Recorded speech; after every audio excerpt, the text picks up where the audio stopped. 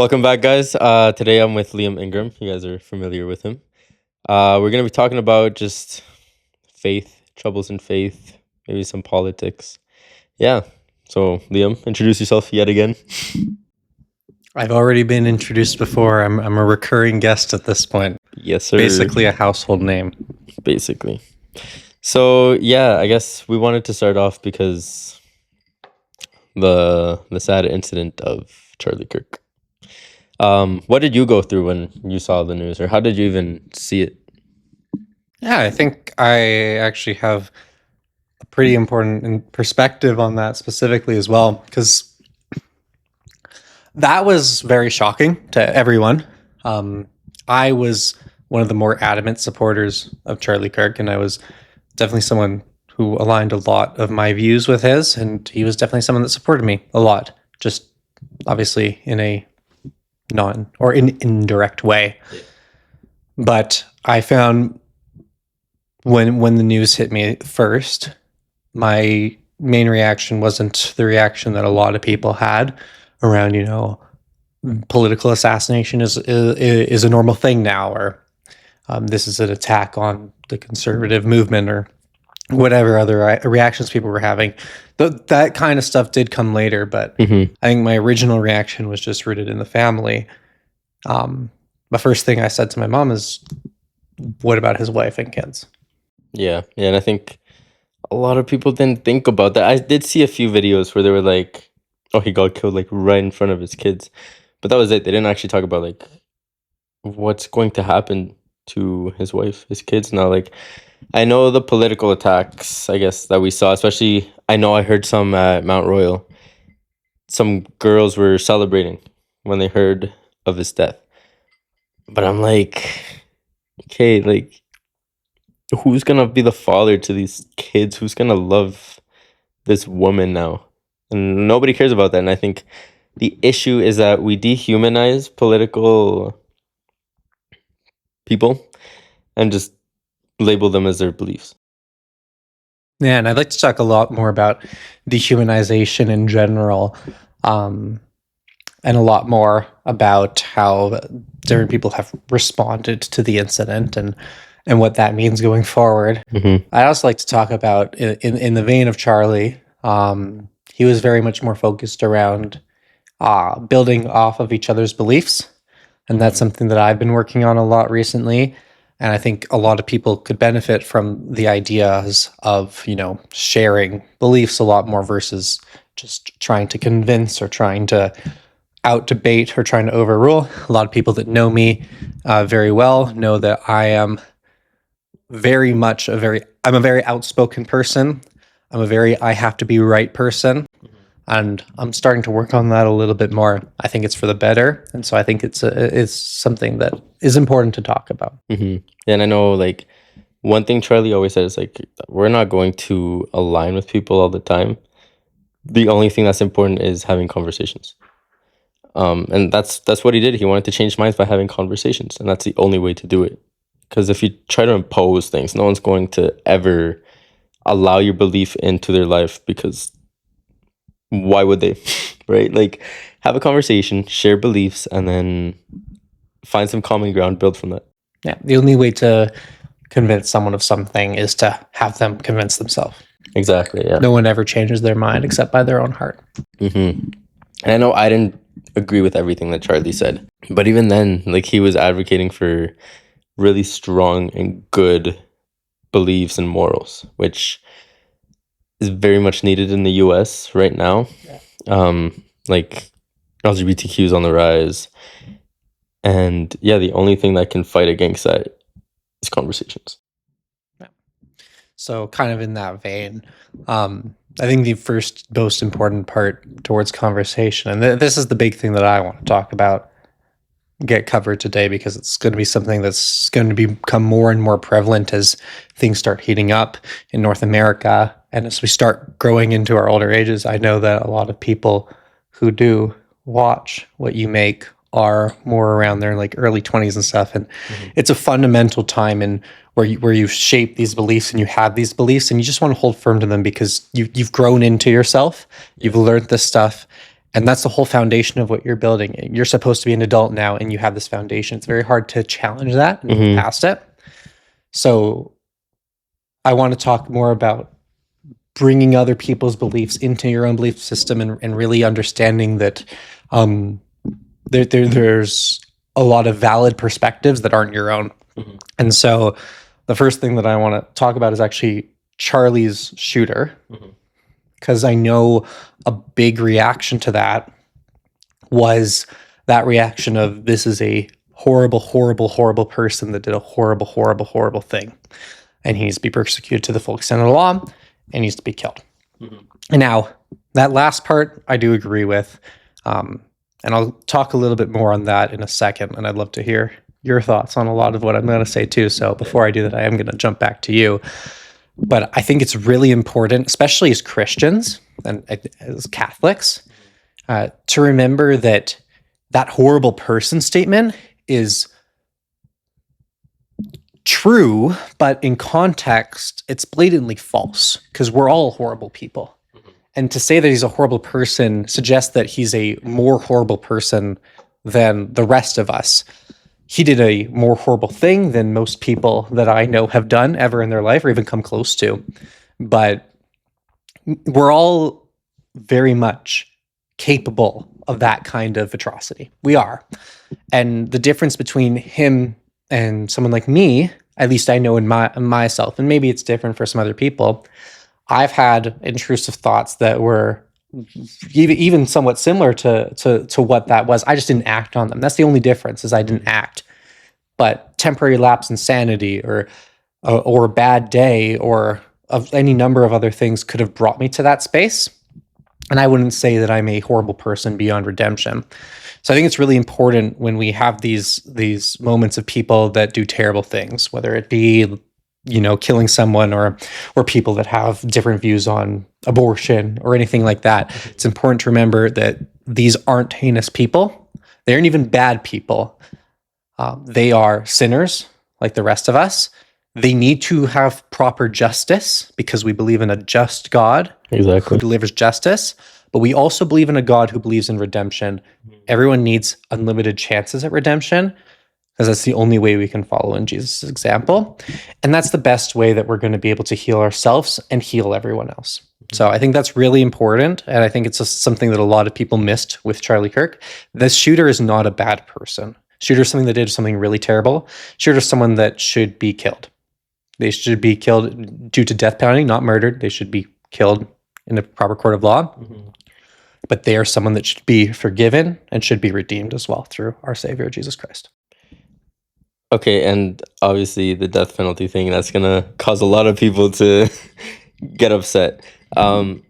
What is your reasoning for the death penalty? Like, why should death penalties still be allowed? In this case specifically, I'm actually against the death penalty. So that is a distinction I would like to make here. I am against the death penalty.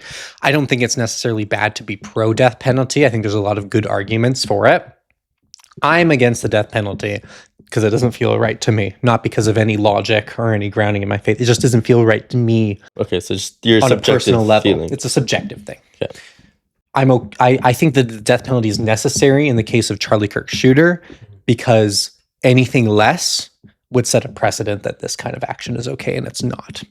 So I see it as more of a preventative and just measure versus something that he deserves, because he doesn't deserve the death penalty. I don't believe that.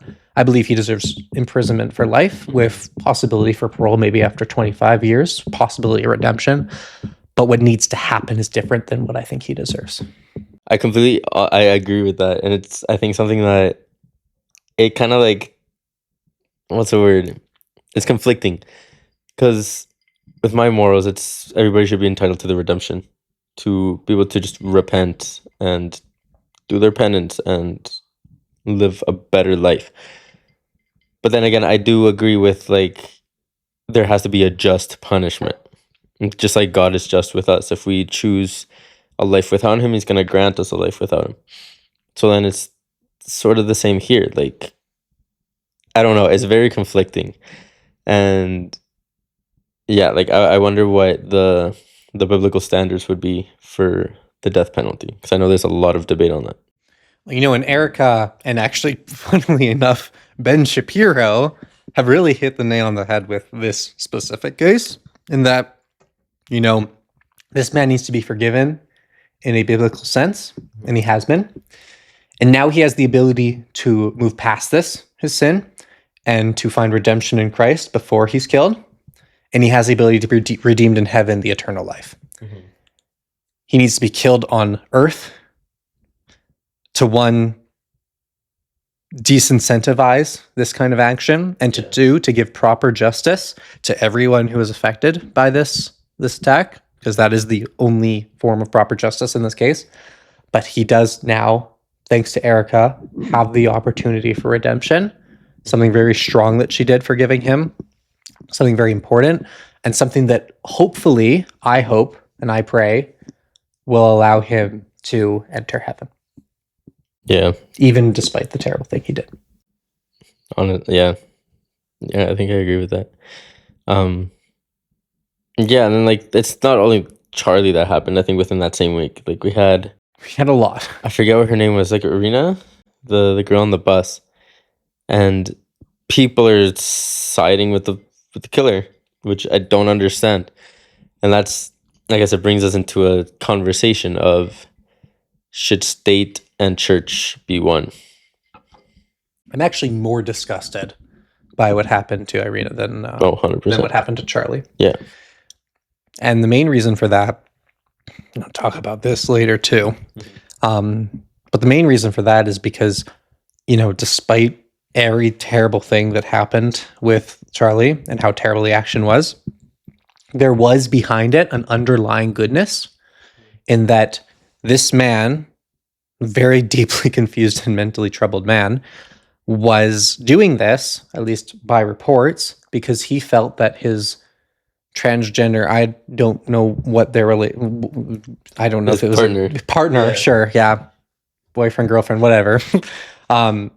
He felt that she was, or that person was threatened physically, and their life was threatened by Charlie, and he did it in defense of the person he loved. Mm-hmm. And to an extent, there's some nobility in that, even though there's no nobility in the action of killing someone. Yeah. There is nobility in protecting the people you love. There's no nobility in what that man did on the tram car. Absolutely. True, yeah. The thing that shocked me about the video, which is horrible that I had to see the video, but there were people around him and they did nothing.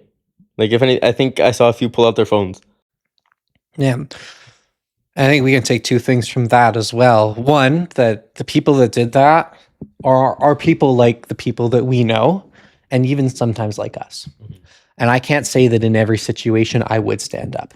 I'm not that kind of person. I don't think most people are. I don't think anyone is the person that would stand up in every situation. And honestly, I think it's because of our phone culture. Like, we've been so, first of all, desensitized to every single kind of crime out there. Like, I know when I was a kid, and I'm sure many people have seen this, you get on Facebook or whatever, and you see literal videos of cartel members, like, beheading people. Like, you're desensitized to it. So I guess when you see it in person, you're like, whatever, it's not me, whatever. And that's the other issue, that society's so individualized now, to the point where it's like, as long as it's not me, it's fine. Well, and the other thing is, like, things like horror, you know, violence in video games and stuff like that. I know this is a tired topic.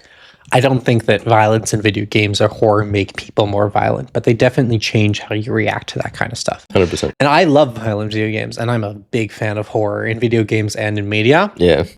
Maybe something that I shouldn't be, but that's just me.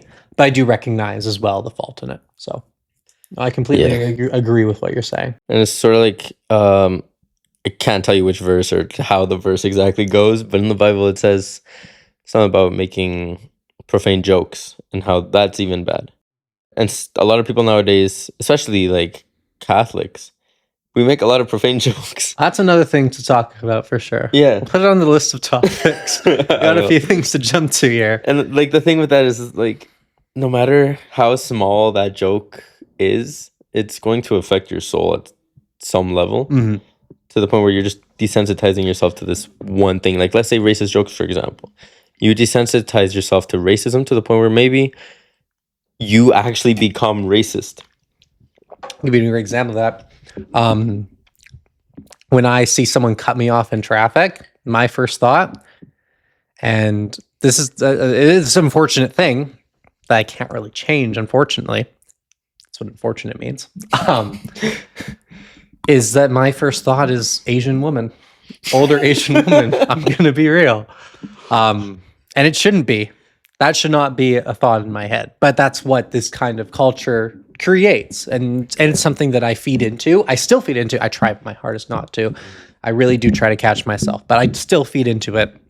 Something we need to go far from. But I think that's a whole other topic of conversation on this 100%. building blocks that we're looking at. Yeah, no, but like I think the main issue with everything that happened that week is our phones, the media desensitizing us to literal murder, and this battling of sides.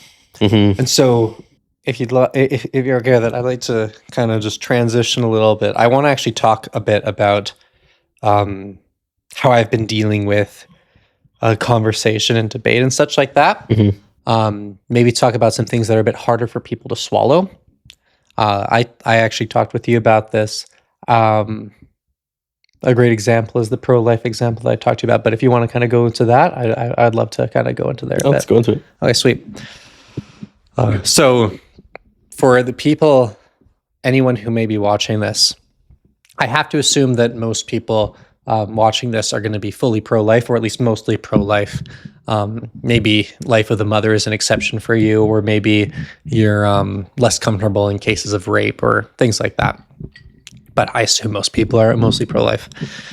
One thing that I've been talking about with my friends, and I talked about with Sebastian here, is this example of, I would hazard that most people at home are wrong about the abortion stance to some extent. I was wrong. I believed in abortion, no circumstances, always wrong, evil. That was my position on it. I actually had this conversation with my mother, who believes abortion is evil, but is pro-life, or no, sorry, pro-choice, even to that extent. Does that make sense? It's more of like a freedom thing, or necessarily. But one thing that she brought up when I was having this conversation with her is this idea of shame, and the shame of having a child when you're younger, or when you're not married, or when you're in a unfortunate position.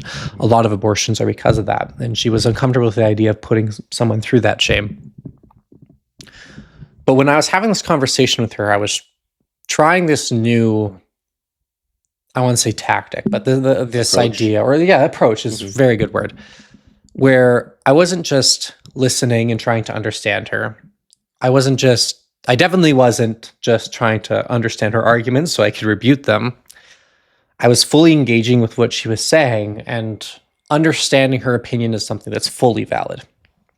And from that, I took this away and I actually amended my position. I think a lot of people don't think about this, but I think it would be a better position, instead of saying abortion should be illegal in all situations, no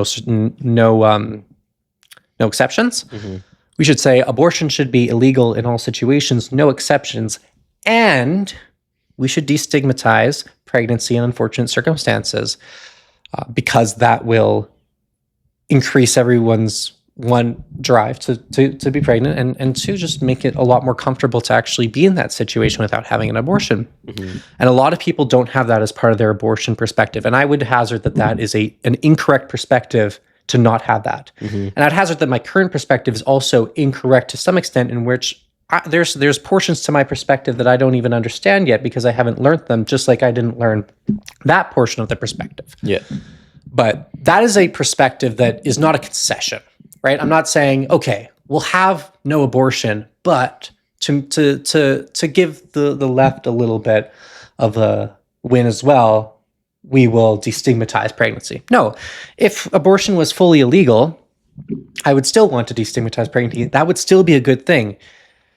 So by engaging with this argument with my mother, not as an argument, but as a conversation where she's actually correct, not just could be correct. So she actually has a valid perspective as someone who is pro-choice, which is something that a lot of us would just reel back from immediately. I've actually changed my perspective into something that I do truly believe is better. Mm-hmm. And so I think a really important thing when we're having these conversations with people that disagree with us is not to, try to rebuke them, and not even to try to understand their arguments, but to actually view them as people with a valid perspective, as valid as our own, and understand the emotions behind everything that they say, and then learn from that. Yeah. And then if we do that first, and then we share our perspective, even if they go ahead and say, no, you're wrong, I don't want to listen to you at all, we walk away with something from that conversation. Even if we don't change any minds, we walk away with something better. That being said, it's going to be a lot easier to change someone's mind if you're actually engaging with them on a personal level and respecting their intelligence. What do you think of all that? That was a lot for me to say.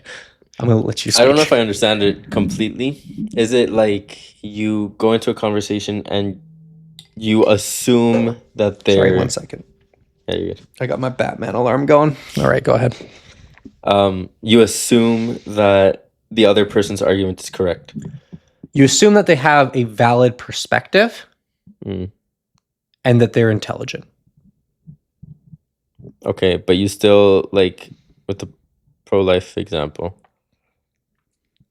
there's an objective truth there. So it's not like it's something you can just ditch, right? Exactly. So you're not going to abandon your own perspective. How do you assume that their perspective is valid if it's going against an objective truth? Just understand that they're a human being, right? They're a human being made in the image of God that has a fundamental belief system. If they have this belief system and it's rooted in their logic and they are an intelligent being, which we are assuming, then there has to be truth to what they're saying, right? They're not an intelligent being that's come to a rational decision that's fully incorrect or even partially incorrect. There has to be truth to what they're saying.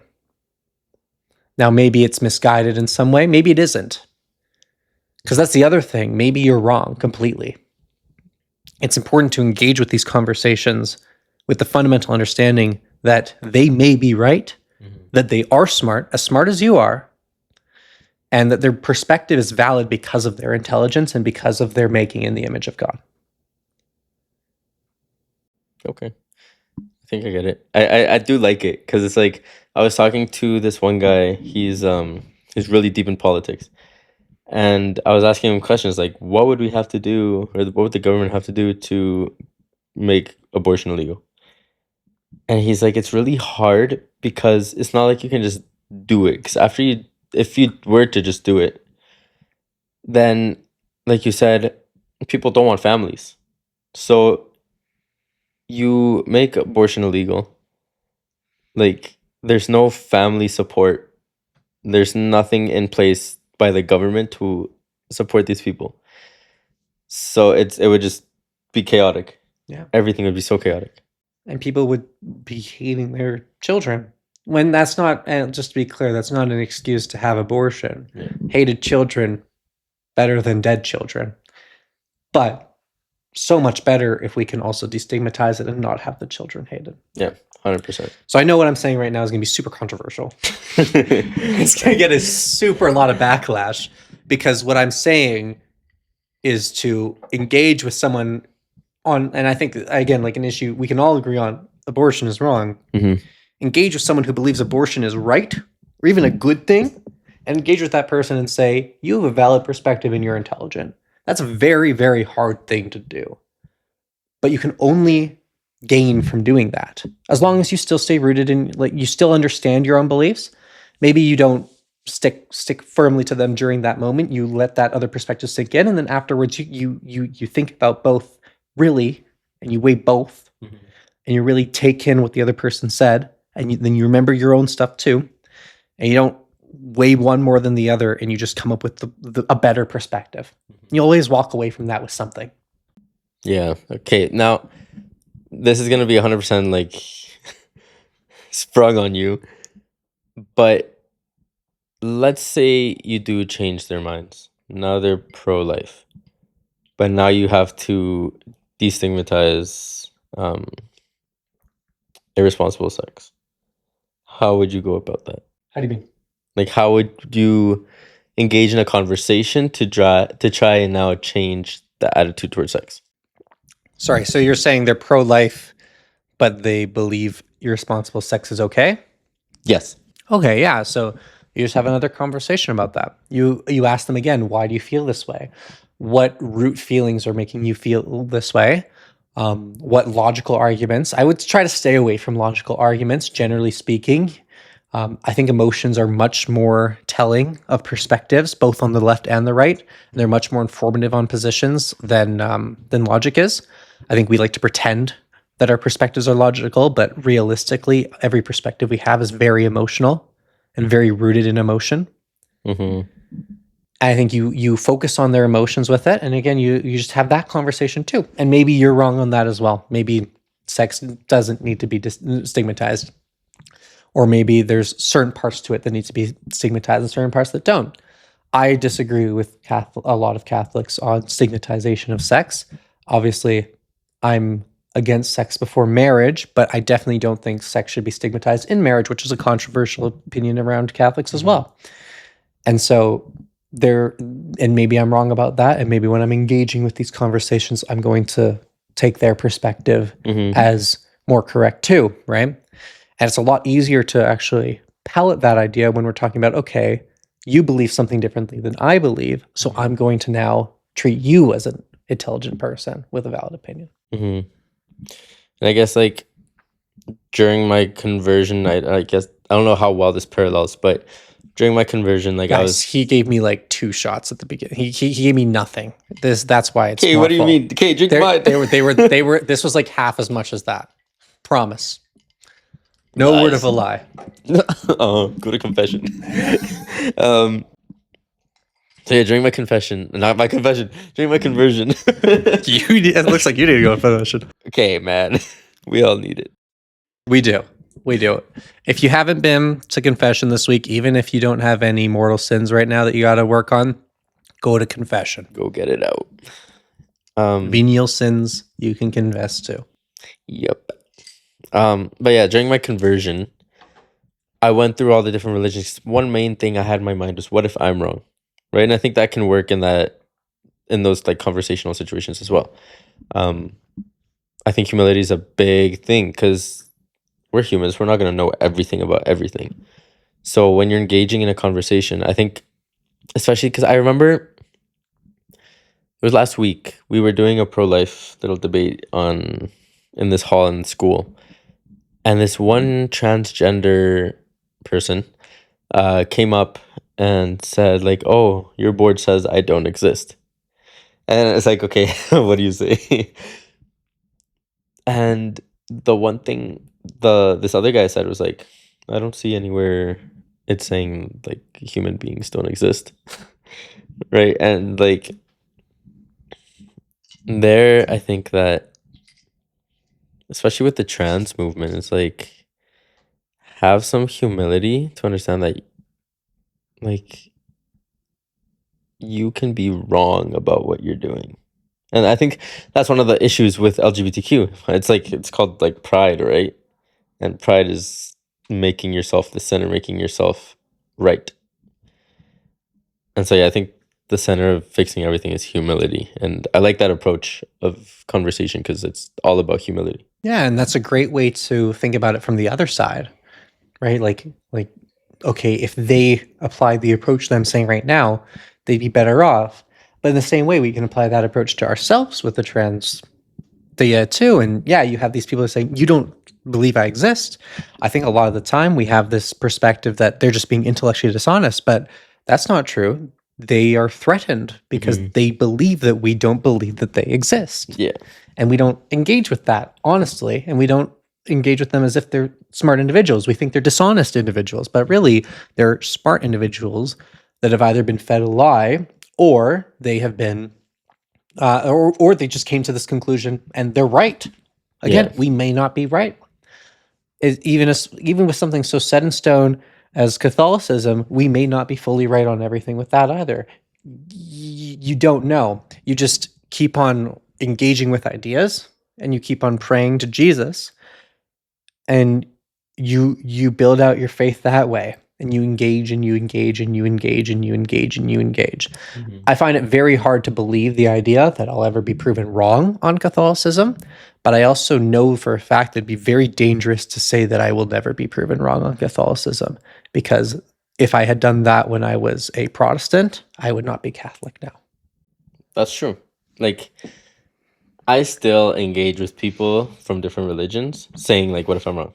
Like, I do believe that Catholicism is the fullness of truth and that it could never be wrong, but I still have that humility to say, like, okay, let's say it was wrong. And both of those can be right at the same Yeah. time. You can believe fully in something and still have the humility to believe fully that someone else has a valid perspective. hmm Yeah, and like that's the only way to engage in conversation. And obviously, like there is an objective truth. We believe that the Catholic faith is the objective truth. But we live that out until we were proven wrong, which like you said, I don't believe we will be proven wrong. Yeah. Like it's like Bishop Barron on a Reddit tweet. Someone asked him like, "Oh, how does it feel to be in the false religion?" And he answered saying, "I wouldn't know." But I would say that the best takeaway for anyone watching today is just next time you have a conversation with someone, just engage with it. Assume that they have a valid perspective and they are an intelligent person and their perspective is fully valid and they are fully intelligent. Have that conversation that way. See how it differs. See how much better it is for both of you. See how much more enjoyable it is. See how much more connection you build. And notice that your perspective starts to become better too. Try it once, try it twice. If you don't like it, but you will like it. And I think alongside with that, especially as Christians, Catholics, like we need to engage in more difficult conversations. Absolutely. No one is engaging in conversations nowadays. Like Charlie was, I guess, the peak Christian person engaging In a way. conversations. And he wasn't Catholic either. Yeah. Like obviously he had some beliefs that don't align with the truth, but he was being brave, he was being bold, just like Jesus said, like go out, spread the gospel to all nations. And like I said, he was spreading some things that aren't the fullness of truth, but at least he was bold. And that's what we need to do. And yeah, like I said, nobody does it. Everybody's scared to live out their faith. And it's understandable because we live in a world of persecution. But then again, Jesus did say we were going to be persecuted. And if we die, we die for his sake. But if not, keep spreading. Who knows who else we could get into heaven, right? Like, yeah. I think it's very important to just exactly what you're saying. Keep on pushing. Keep on having these conversations. Never back down. And do the same thing with Catholic brothers and sisters, right? Because we have lots of incorrect opinions in the Catholic Church, from one person to another. Did lots of disagreement. Just keep having these conversations. Keep it respectful. Keep intellectual honesty. And once people stop, Charlie said this all the time, once people stop talking, that's when violence breaks out. Yeah. That's when you start having trouble in families, right? And that's not just you stop talking. That's when you stop having a conversation. I would say is what I would make the change to what he said, because he always said stop talking, but you can talk and talk and talk without having a conversation. You just go out one side, doesn't come back. You have to keep having conversations, treat people with respect, treat people with dignity, with intelligence, and you're not going to have these kinds of problems. You can't. You can't have tension with someone who you believe is an intelligent person worthy of respect, because the only tension that could be created is if they don't believe that you're intelligent. And at that point, you just say, okay, that's fair enough. Hopefully one day you can get past that, but I'm not going to think any of you less for you for it. We're still going to have this relationship. I know you believe this. I have been very convicted by this. Like, Catholics need to speak more. We need to be engaging with the city more, because Canada's going downhill. Yeah, and Mormons are upstaging us. And when Mormons upstage us in outreach, there's a problem. Yeah, and it's like, it's been a problem in the Catholic Church everywhere. Like, nobody talks. And so, with everything we're seeing, like, even in Toronto, the break-in, and then the guy, like, killed the intruder, self-defense. I didn't and hear then about he this. I didn't got hear about this, no. persecuted. Like the guy defending his house got persecuted Oh wow, that sounds like or Toronto. prosecuted. Yeah, That sounds like Toronto. yeah. Like what? Like the legal system here is disgusting. Yeah. Well, the, Um, the whole system here, and we'll talk about that. I'll Yeah. talk about that in a second. You continue. Sorry about that. yeah. No, that guy I was talking to about politics, he was telling me like nobody goes to prison anymore here in Canada. It's all just rehab. Like how is like what? No one's gonna learn their lesson by going to rehab. Like They might. they might, That but and that's kind of the goal, but prison isn't about rehab. Prison is about a few things. One, rehabilitation. That's only one part of it. There's three pillars to prison. There's rehabilitation, there is justice for the family, and there is justice for society. And Mhm. all three need to be met in every case. yeah, and like it's so dumb. Like nobody goes to prison. The people who do are people who are defending their own homes, their own families. Like now we're just supposed to welcome intruders into our house like it's nothing. Um, yeah, and like we need people to speak up. And so yeah, I talked to Father Troy and I told him about the idea of we get like a booth, we go out, we talk to people. Um, and obviously the church is apolitical. Like it's not attached to conservatism or liberalism. As it should be. Yes. So we wouldn't be doing what Charlie did. No. Because Charlie was very conservative. We'd be just speaking for the church beliefs, I guess. Let's call it church politics. Yeah, just spreading truth and trying to change Canada one person at a time. And hopefully it grows and like we get a lot, not a lot, but like we get a decent following to the point where we actually can make a really big change in Canada. And I mean, Alberta's already pretty conservative, so they hold a lot of the views and beliefs that we hold. And the other thing about Charlie is that he ran a business. That's the fact of it. It's very hard to run a business on the idea of both our perspectives are valid. Let's make a better perspective. It's very easy to run a business on your perspective is wrong. Come prove me wrong. Yeah. That's why he did it, because it's way more marketable. Mm-hmm. But I do think that I think there's value to that too, because again, it's more marketable. It gets it out there, and it does help too. I think a joint approach between those things would be fantastic. Absolutely. Yeah, and like I would love for it to not just be like public encounters, but also helping the homeless by feeding them, clothing them, and yeah, just doing whatever we can in the community. Because, like I said, there's nothing in the community. Yeah. So. Yeah. I forgot what I was going to say. I totally geared up to say something, and I just lost it immediately. I was going to say something. You weren't wrong. Yeah, and like I know SFXC has let's call it a course or program where they teach apologetics and the faith in general. And so it's like SFXC is already like building up people to be able to converse with people. So not providing an outlet for people to go and talk. I think like it would be great. And I think like Charlie was doing, reaching the young is where the change is going to happen. Yeah. But even with the apologetics courses, they're more focused, and correct me if I'm wrong, they're more focused on, learning the right counter arguments, how to beat the other person in the argument, and how to structure your argument correctly. It's all like, okay, if they say this is what you can say to try to convince them otherwise, instead of thinking, okay, how do I listen to this person? And so I think like having both of those together at the same time, in the context that they belong in, because you wouldn't use them both in the same conversation, but there's different contexts for different conversations, could be very effective. Yeah. And I remembered what I was going to say. I know a lot of people, especially now, see where Canada's going with Commie Carney, as I like to call them, and China, and just how awful this country's trajectory is right now. And a lot of people, including myself, think, okay, better idea to just go to the States.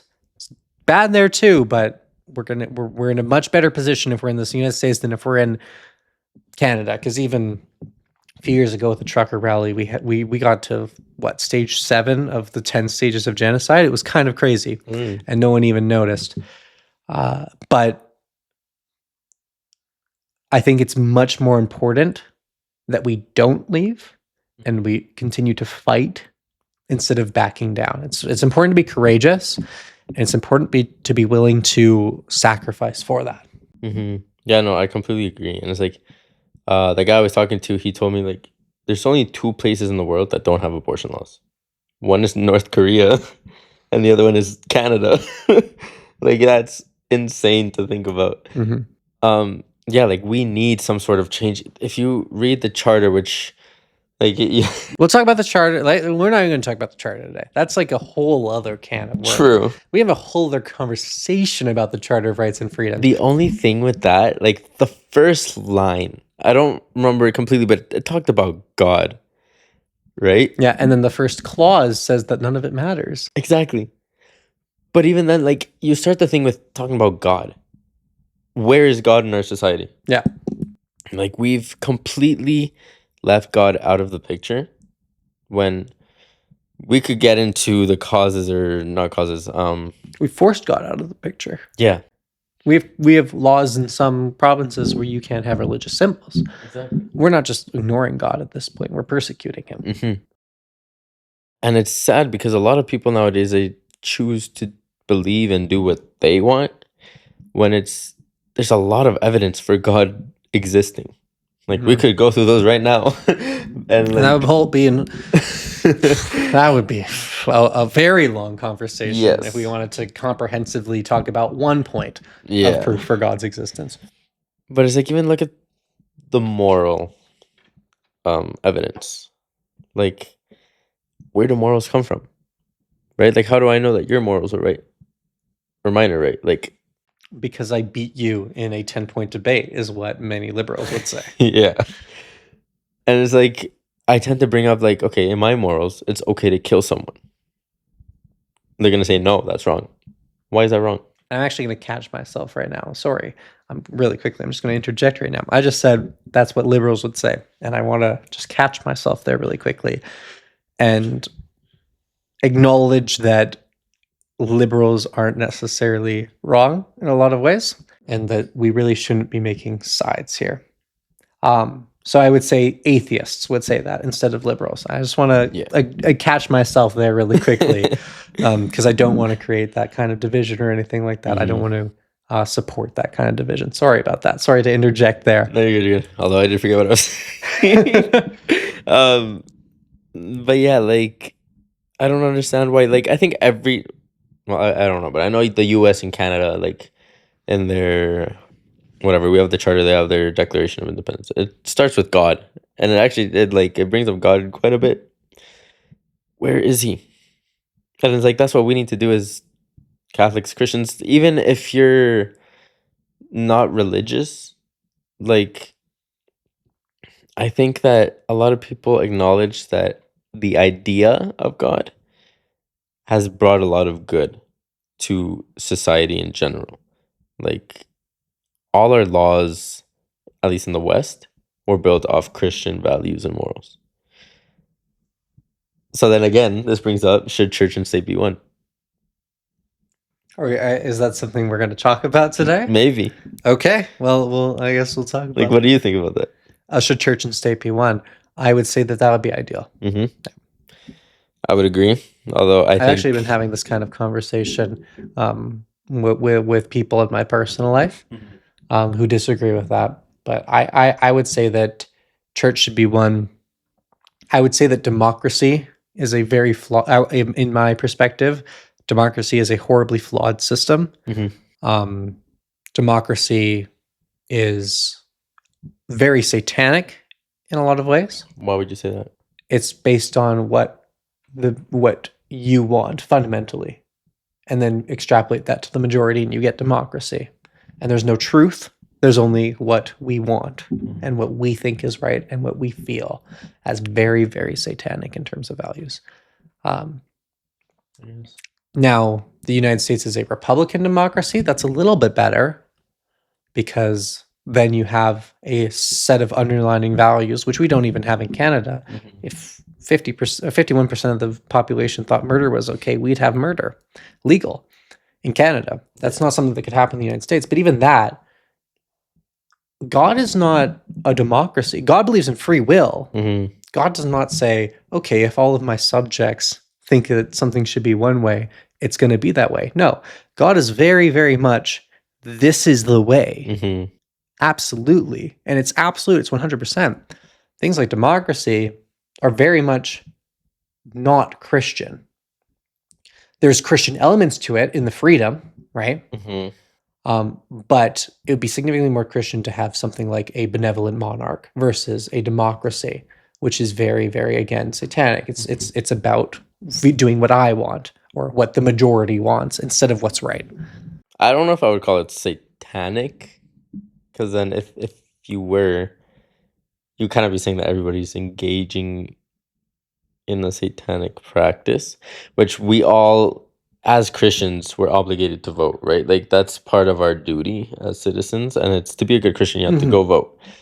So then calling it satanic is like you're a Christian partaking in a satanic. I would say that if you believe in democracy in its truest form, where the will of the people is the correct way, that is satanic. The will of the majority is always correct. I would say that Yeah. That is a very controversial perspective. I understand. I would say that that's satanic.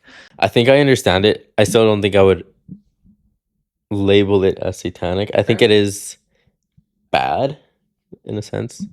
But yeah, satanic I think is a little too far. Yeah, but like even if you look at the early church, like state and church were one. And that was really good. And it was under a monarch, like the Pope and the Emperor would work hand in hand. But it was like one person. I think we have this idea that monarchy is terrible, and Yeah. in a lot of the ways, it's kind of similar to what we have here.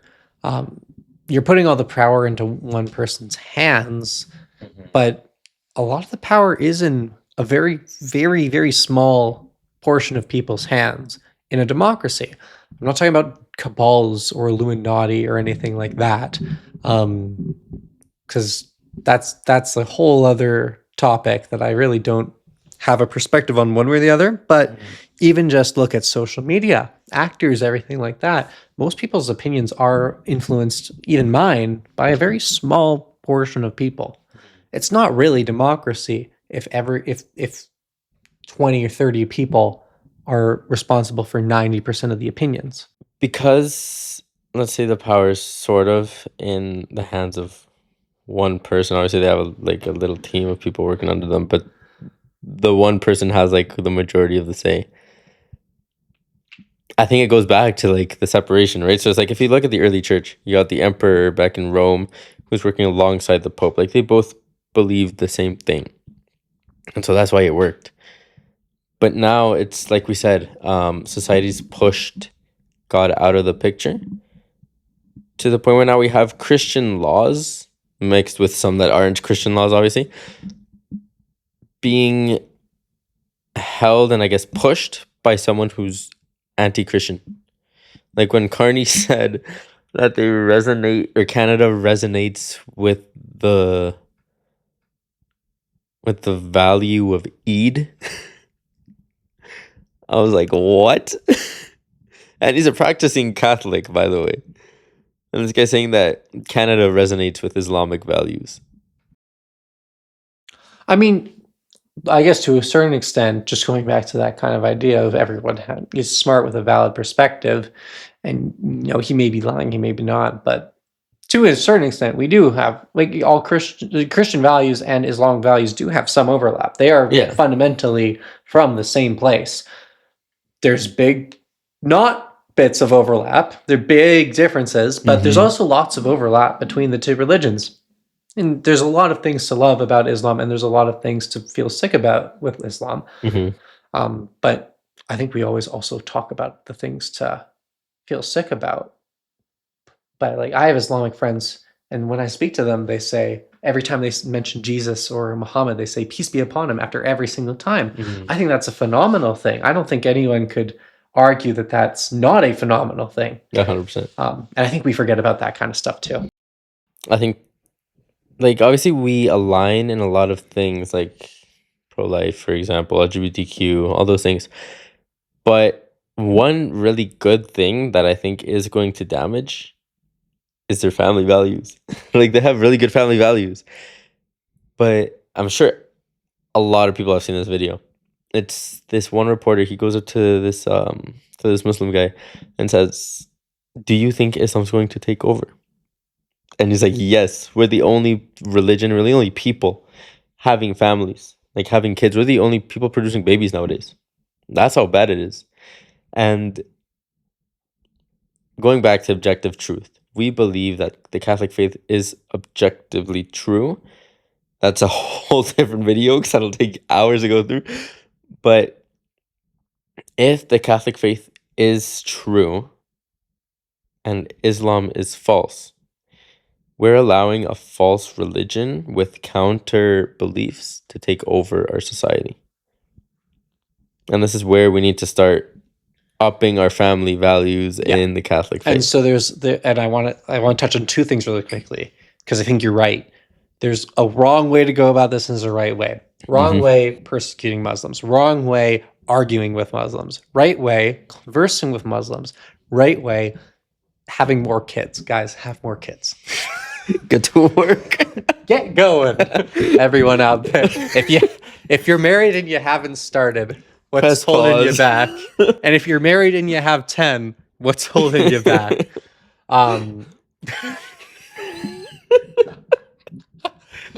But the other thing I want to point out is that you said, I believe that Catholicism is the objective truth. And I think that's a very, very, very well put statement. I think that's commendably well put. Because, yes, I believe Catholicism is objectively true. Those two words, believe and objective, can be in the same sentence. But if we say Catholicism is objectively true, well, now we're not opening ourselves up to other perspectives, to better perspectives, to increasing our own perspective, and to having fruitful conversation. If we say, I believe Catholicism is correct, then we're saying Catholicism isn't true. But if we're saying, I believe Catholicism is objectively correct, now we're saying, I believe, as in, I have room to grow as a person always, that Catholicism objectively true, as in Catholicism has objectivity to it, it has foundation in it, and I do believe in its objectivity. Both can be true at the same time. It's very important that when we're phrasing it, we're saying it exactly like that. Yeah. And I think a lot of people will say, I believe Catholicism is true, and they'll be lukewarm, or they'll say Catholicism is objectively true, and they won't even be open to other perspectives. And there's two extremes there that I think you don't want to find yourself in. And I mean, like, if you look at the Mormons, for example, they always say, like, I know this to be true about the Book of Mormon. And when they say that, it's like, you don't, you weren't there when it was written. You weren't there when Jesus went to the Americas in the Book of Mormon, right? So you don't know. Like, you have to have faith. That's what the religion is about. It's about having faith. Yeah. So you can't just say, I know this is true. I do believe it is true because of the evidence I've been given and the experiences I've had with God. And you believe that truth is objectively true. Yes. And that's the exact place to be. Exactly. Yeah. And it's like, it goes back to, humility. Like you said, you need to be open to others and have these conversations. But we need to start, in a sense, pushing back, not persecuting or hating or anything like that, but what Jesus did, he loved. Yeah. And Jesus even said, turn the other cheek. Let your enemies have that upper ground on you. Let your enemies attack you. Because their attacks are ultimately meaningless if you're correct. And if you're not correct, then maybe they have some justification to being attacking you. But either way, turning the other cheek is going to be the right thing to do. And I don't want to just real quickly, I don't want to say that's all there is to say on turning the other cheek. There's so much behind that. Yeah. I'm nowhere near the full perspective on turning the other cheek, but that's just one example of it. Yeah. That is one of my favorite parts of scripture, is that idea of turning the other cheek. I think it's really beautiful. Same with prodigal son, but that's not really related to what we're talking about. Just got to throw out the prodigal son there. We could go into it. Yeah, but we've had a very, very, very strong theme today. Yeah, we have. But yeah, like Canada's going downhill. Catholics need to do more. Listen to other people. Have babies. But like even with Islam growing, like you said, it's not persecuting or hate. And I think the way we go about it is like we've been saying, have conversations, go do your own thing. Like make sure you're well educated in what you believe, and then go and spread that. And that doesn't always mean getting into debates. Sometimes it's just saying one little tiny thing.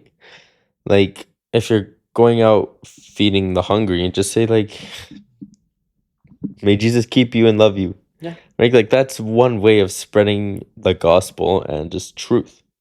And start having conversations with people in your family. There's very low chance that everyone in your extended family has the exact same opinions, and you can just start there. It's a very, very low pressure way to gain a lot of experience and learn a lot of new things. 100%. Yeah. Okay, before we end it, I know you want to say something about bingo. Oh, we can talk about that. That's not a discussing ideas thing. That's maybe an opportunity to, I guess. Well, now that you said it, okay. Bingo time. Yeah, I think it would be a very good. This is very much tied to our personal lives. So conversation about ideas and everything is gone now. We're I think we're wrapped up with that. Yeah. But in our school we have something called sex toy bingo. And so one thing that I think would be really, really awesome would be to get Father Troy to host a mass during sex toy bingo and advertise the mass outside sex toy bingo and have conversations with people as they enter sex toy bingo about Catholicism and about how they have this other option of people that are going to be having a mass and then a celebration, maybe some food downstairs. And that's an alternative option. If they're just looking for something to do with their night, they could go to mass instead. And we can keep it a very, very traditional, but also very accessible mass, a lot like SFXC is very accessible, very traditional, maybe something a bit shorter, like but something like that, to encourage people to want to go there. And then if they do go, to encourage them to maybe go to a mass outside of school, but then at least keep them away from something like that. You see, I think that stayed on topic. Because it's it is on topic. Yeah. It's just it's more like an action. Right? Yeah. And you see, like, I've never been to sex toy bingo night, but I have not been to sex toy bingo. I will not be to sex toy bingo, but I've heard of the things that happen there, and I think it's very important to fight that in some way as well. Yeah, and it's like I think I've heard a few things too, and the things I've heard, I'm like, it's disgusting. Why are we doing this to like we're university students? I think the youngest person I met there was 17. Like we're exposing 17-year-olds to this. And this would be a great example of, okay, now I'm not talking about a person's ideas. Now I'm thinking about an event and an ideology. And unlike what I said about a person and their ideas and everything and engaging with intellectuality, throw that all out the window when you're talking about ideologies or events or stuff like that. Yeah. If I'm talking about the trans ideology, I'm not going to engage with the trans ideology with respect. I'll engage with people with the trans ideology with respect. I'm not sure engage with the ideology itself. That's something you have to fight up in arms, go after it, be proactive, and take it down, frankly. Yeah, 100%. It's like, it goes back to the conversations, like you said. Stand outside, talk to people, and it doesn't have to be like a strictly religious thing. Like, oh, like leave this, go to Jesus, right? Like that's obviously good in some situations, but most of these, you just have to explain why it's bad. Like you're exposing, from what I heard, I think there were strippers last time. You're exposing 17-year-olds to strippers. Yeah, and it's like, I actually like what you're saying with that. Maybe maybe we're not even having a mass. Maybe we're just having a little get-together party without the focus being sex on the other side of campus. Maybe it's something like that. Like, hey, we're having a party on the other side of campus. We're not like really into this kind of stuff. If you're not into it either, if you're just here to kind of do something with your night, which a lot of people are, and that's a totally understandable perspective, especially if you don't necessarily understand that it's wrong, right? Come out. If you feel even a little bit uncomfortable with this, come out, have some pretzels, have some soda, talk. Okay, but pretzels as a party food? Pretzels are a fantastic party food. I don't know about that. Pretzels are fantastic. But yeah, like we should. That's your engagement. That's how you get engagement on this video. You say pretzels are down in the comments. Disgusting. Okay. You tell us, are pretzels good? Don't engage with anything else we've said today, please. If you don't like pretzels, give this video a like, and if you like pretzels for party snack, give it a dislike. Sure. Yeah, let's do that. We'll look at the ratio. But it's gonna be like 0-0. No, it's gonna be very negative. People like for as a party food. People like pretzels. They're all you can have pretzels and chips. You don't have to just have pretzels. I mean, yeah, but you only said pretzels and soda. It's better than pickled herring. Who would ever have that at their party? My mom. Okay, don't invite me to your mom's party. If you like pickled herring, please back me up in the comments as well. Pickled herring is very good. It's delicious. But yeah, like I'll actually talk to the CCO missionaries and see if we can get something going. No, that would be great. Yeah. Something. Just whatever. Just I want to combat this directly. Yeah. Yeah, and I guess to end it off, like if you're on campus or anywhere in work, like just combat anything that's going against the objective truth of Jesus by speaking, acting, whatever. Yeah. Just do what you can. Combat ideologies, combat events, combat basically anything bad. Just don't combat people. Stay away from fighting people because they're our brothers and sisters. They're important. They're valuable. They're sacred. And they might also have something to offer you. Okay. Well, thank you, Liam, for coming. Great discussion. And yeah, glory to Jesus Christ. Glory be.